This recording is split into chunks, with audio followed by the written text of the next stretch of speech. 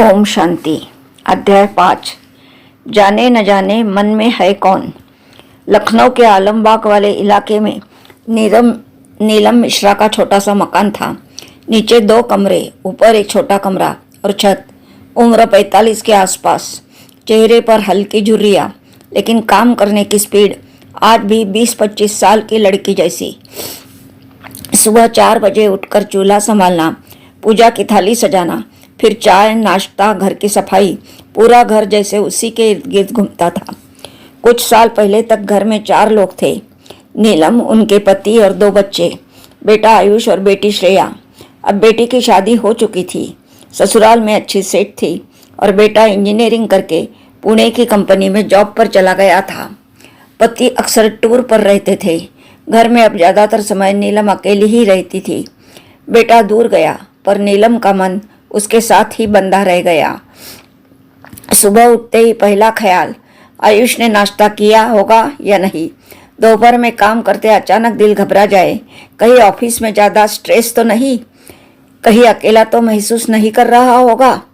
रात को सोने से पहले आखिरी काम, मोबाइल लेकर उसके व्हाट्सएप स्टेटस चेक करना, फोटो झूम करके देखना, मुंह ठीक लग रहा है या थका हुआ है। आयुष बेटा अच्छा था, रोज कॉल करता, मैसेज करता, पर नीलम का दिल फिर भी भरा नहीं रहता। अगर कभी किसी दिन कॉल आधा घंटा लेट हो जाए तो उसकी धड़कन तेज हो जाती। आज फ़ोन क्यों नहीं किया? कुछ बात छुपा तो नहीं रहा? कहीं मुझे भूल तो नहीं गया? एक दिन शाम को उसने कॉल किया और उधर से आयुष ने थोड़ा हंसते हुए कहा, माँ आज थोड़ा लेट हो गया, ऑफिस में मीटिंग थी। नीलम ने तुरंत बात पलटते हुए कहा, तुम्हें मेरी याद ही नहीं रहती अब? पहले तो दिन में 2-2 बार फ़ोन करते थे, अब बस जब फ्री हो तब याद आती हूँ मैं।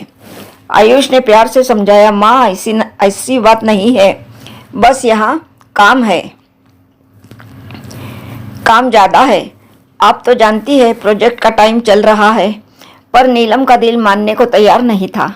कॉल कट होने के बाद वह बहुत देर तक उदास बैठी रही। उसे ऐसा लग रहा था जैसे बेटा धीरे धीरे उससे दूर होता जा रहा है और वह उसे पकड़कर रोक नहीं पा रही। पास ही के एक सेंटर पर नीलम पिछले 1 साल से आ जा रही थी। मुरली सुनती थी, योग में बैठती थी, सेवा में भी हाथ बटाती। सब उसे नीलम दीदी कहकर सब बहुत सम्मान देते। बाहर से देखे तो नीलम एक अच्छी, संस्कारी, सेवाभाव वाली बहन थी, पर अपने भीतर वह एक गहरी गांठ लेकर घूम रही थी। मेरे बिना मेरे बच्चे कैसे रह लेंगे, और अगर वे मेरे बिना रहना सीख गए तो मेरा क्या होगा? एक दिन सेंटर पर मुरली में पॉइंट चली, बच्चे सच्चा प्यार आत्मा से होता है, मोह देह और रिश्ते से होता है। प्यार स्वतंत्र करता है, मोह बांधता है। जहाँ भीतर डर हो वहाँ मोह छिपा बैठा होता है। नीलम को लगा जैसे ये लाइन उसी पर बोली जा रही हो। योग के बाद वह हॉल में थोड़ी देर बैठी रही। दीदी ने देखा तो पास आकर बोली, नीलम बहन आज मन थोड़ा भारी लग रहा है। नीलम ने धीरे से कहा, दीदी मैं समझ नहीं पाती कि मैं अपने बेटे से प्यार करती हूँ या वो मोह है। वो अलग शहर में है, बस यही डर लगा रहता है कहीं मुझसे दूर न हो जाए, कहीं मेरी कमी उसे महसूस न होनी बंद हो जाए। दीदी ने पूछ लिया, एक बात सच सच बताओ, जब वो फ़ोन नहीं करता था या देर से करता है तो तुम्हें ज़्यादा दुख किस बात का होता है? कि उसका भला बुरा नहीं पता, या ये कि उसने तुम्हें पहले नंबर पर याद नहीं किया? नीलम चुप हो गई। उसके लिए ये सवाल नया था। कुछ सेकंड बाद उसने ईमानदारी से कहा, दोनों बातें होंगी दीदी, पर शायद थोड़ा ज़्यादा तकलीफ तब होती है जब मुझे लगता है कि अब मैं उसकी पहली ज़रूरत नहीं रही। दीदी मुस्कुराई नहीं, बस बहुत शांति से उसकी तरफ देखती रही। फिर धीरे से बोली, यही जगह है जहाँ प्यार और मोह का रास्ता अलग अलग हो जाता है। प्यार यह चाहता है कि सामने वाली आत्मा अपने कर्म, अपने जीवन में आगे बढ़े, चाहे उसे हमारी ज़रूरत कम पड़े। मोह यह चाहता है कि वह आत्मा हमेशा हमारी ही तरफ देखती रहे, हमें ही पकड़ कर रखे। नीलम की आंखों में आंसू आ गए। उसने धीमे स्वर में कहा, तो क्या मैं गलत हूँ दीदी? क्या मेरा यह महसूस करना कि मैं उसके बिना अधूरी हूँ गलत है? दीदी ने तुरंत जवाब दिया, तुम गलत नहीं हो बहन, बस थोड़ा सा उलझी हुई हो। तुमने अपने हृदय का सिंहासन उस बच्चे को दे दिया जिसे ड्रामा अनुसार एक दिन अपनी गृहस्थी, अपनी जिम्मेदारियों में जाना ही था। और बाबा इंतजार कर रहे हैं कि एक दिन तुम वह सिंहासन वापस लेकर उन्हें बिठाओ। नीलम ने हल्की उलझन में पूछा, मतलब? दीदी बोली, मतलब आज तुम्हारा मन दिन रात पूछता है, आयुष कहाँ है, क्या कर रहा होगा, मुझे याद कर रहा होगा या नहीं। कभी ये भी पूछ कर देखो, मेरे मन के सिंहासन पर कौन बैठा है, मेरे हर विचार का केंद्र कौन है, बेटा या बाबा? जब मन में सिर्फ बच्चे की तस्वीर घूमती है तो वो भी दबाव महसूस करता है और तुम भी थक जाती हो। नीलम ने कुछ नहीं कहा, बस चुपचाप सुनती रही। दीदी ने जाते जाते सिर्फ इतना सुझाव दिया, आज रात योग में बैठकर एक बार अपने मन से साफ साफ बात करना, देखना तुम्हारा सबसे गहरा डर क्या है। बेटा दूर चला जाएगा या तुम अकेली रह जाओगी? डर जहाँ भी दिखे वही मोह छिपा है। उस डर को बाबा के सामने रख देना। उस रात नीलम अपने कमरे में अकेली बैठी। बाहर स्ट्रीट लाइट की रोशनी खिड़की से अंदर आ रही थी। पास वाली दीवार पर आयुष की बचपन से लेकर इंजीनियरिंग तक की कई फोटो लगी थी। दूध का गिलास उसके बेड के पास रखा था। मोबाइल साइड में पड़ा था। उसने लाइट थोड़ी धीमी कर दी और खुद से कहा, चल नीलम, आज भागना नहीं, आज अपने दिल की गांठ को देखेंगे। उसने आंखें बंद की और मन ही मन बाबा को याद करते हुए बोली, बाबा मुझे दिखाओ कि मेरे अंदर क्या चल रहा है। मैं बोलती हूँ कि मैं आपको बहुत प्यार करती हूँ, पर दिन भर मैं मेरे विचारों का सेंट्रल पॉइंट मेरा बेटा ही रहता है। यह प्यार है या मोह मुझे समझ नहीं आता। धीरे धीरे उसके अंदर से शब्द उठने लगे, जैसे कोई भीतर से ही बता रहा हो। तू डरती है कि अगर बेटा तुझे इतना याद न करे तो तू बेकार हो जाएगी। तूने अपनी कीमत उसके कॉल और मैसेज पर टिका दी है। जब वो ज़्यादा फ़ोन करे तो तू शांत, जब कम करे तो तू बेचैन। इसका मतलब तेरी डोर बाबा के हाथ में नहीं, उस बच्चे के हाथ में है। यही मोह है। नीलम के अंदर एक अजीब सा खिंचाव महसूस हुआ। उसने रोते रोते कहना शुरू किया, बाबा सच है, मैं बार बार सोचती हूँ अगर आयुष की लाइफ में कोई और ज़्यादा इम्पोर्टेंट हो गया तो, अगर उसे मेरी ज़रूरत ही न रही तो शायद मैं उसे जितना प्यार नहीं उतना खुद के अकेलेपन से डर कर पकड़ कर रख रही हूँ। उसी समय उसके मन में बचपन का एक दृश्य उभरा। वह लगभग 8-9 साल की थी, स्कूल बस में जाने लगी थी। उस दिन पहली बार उसने माँ का हाथ छोड़कर बस में कदम रखा था। उसकी माँ ने आंखों में आंसू लिए हुए मुस्कुराकर कहा था, जा बेटा डर मत, मैं यही हूँ, तू बस स्कूल तक जा रही है, मुझसे दूर नहीं जा रही। नीलम को लगा जैसे बाबा वही संवाद आज उसे कर रहे हैं।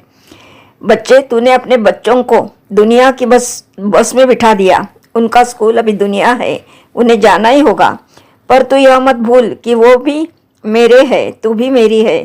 कोई किसी से अलग नहीं हो रहा, सब मेरे ही परिवार के सदस्य हैं। तू अगर मुझे पकड़ लेगी तो तुझे कोई भी रिश्ता छोड़ने जैसा नहीं लगेगा, सिर्फ रोल बदलने जैसा लगेगा। धीरे धीरे नीलम का रोना शांत होने लगा।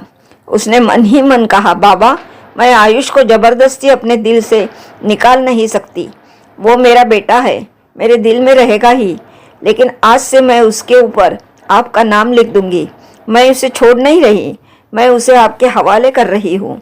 मेरी तरफ से जितना स्नेह, जितनी दुआ, जितना सपोर्ट देना होगा मैं दूंगी, पर उसके हर पल पर कब्जा नहीं रखूंगी।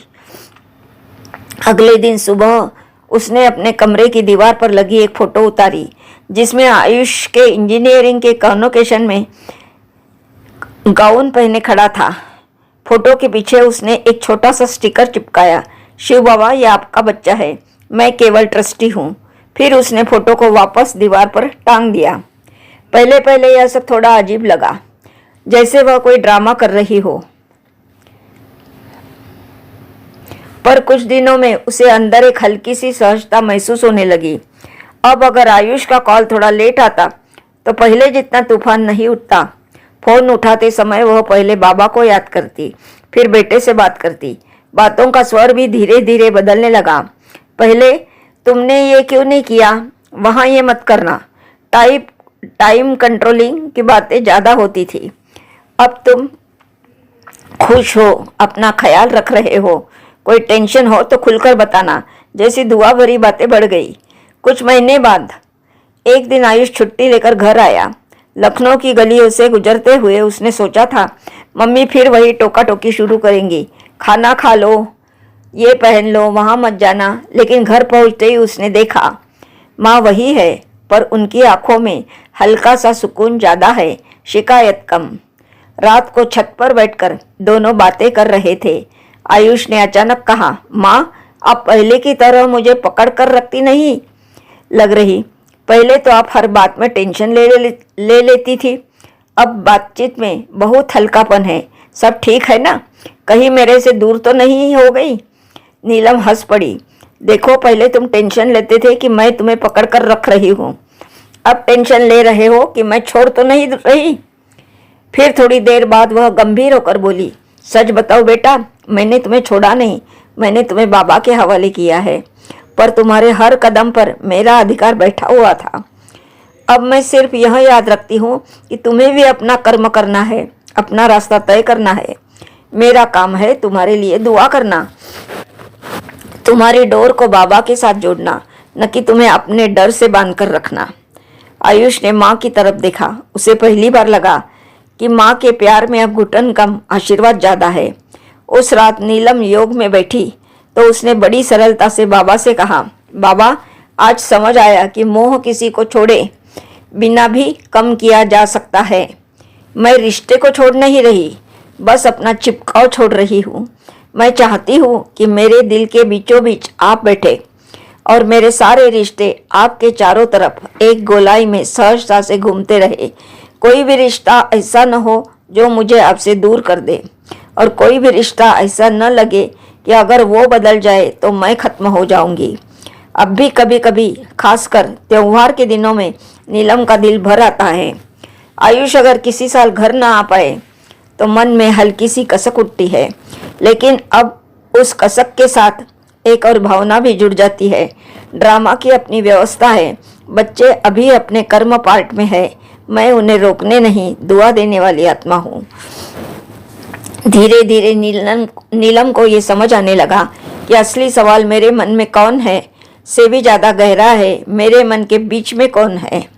अगर बीच में शिव बाबा है तो सब रिश्ते गोल गोल घूमते हुए भी सुख देते हैं। अगर बीच में कोई एक इंसान बैठ जाए तो बाकी सबसे टकराव शुरू हो जाता है।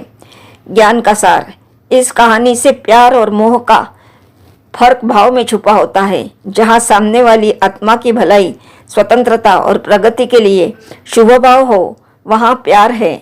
जहाँ वो मुझे न छोड़े, हमेशा मेरी ही तरफ देखता रहे वाला डर हो, वहाँ मोह है। जब हम हर बार किसी एक रिश्ते के बारे में ही सोचते हैं, उसके हर कदम पर अधिकार महसूस करते हैं, तो हमारा मन उसी के हाथ में बन जाता है। असली सुरक्षा तब आती है जब हम हर रिश्ते की डोर शिव बाबा के हाथ में सौंपते हैं और अपने को ट्रस्टी मानते हैं। मोह काटने का मतलब रिश्ता तोड़ना नहीं, बल्कि अपने चिपकाव को धीरे धीरे कम करना है। हम स्नेह दे सकते हैं, दुआ दे सकते हैं, पर सामने वाले के हर विचार और हर फैसले पर कब्जा नहीं रख सकते। अपने सबसे गहरे डर को बाबा के सामने ईमानदारी से रखना ही परिवर्तन की शुरुआत है। मुझे अकेलेपन का डर है, मुझे छोड़े जाने का डर है। जब यह स्वीकार कर लेते हैं तो बाबा उस डर को भी शक्ति में बदलना शुरू कर देते हैं। जब मन के केंद्र में शिव बाबा बैठते हैं और सारे रिश्ते उनके चारों तरफ घूमते हैं, तो कोई भी रिश्ता हमें तोड़ता नहीं, बल्कि और संतुलित बनाता है। जो बाहर से दूरियां दिखती है, वे भी अंदर से रूहानी नज़दीकी का माध्यम बन सकती है, अगर हमारा हृदय बाबा से जुड़ा रहे।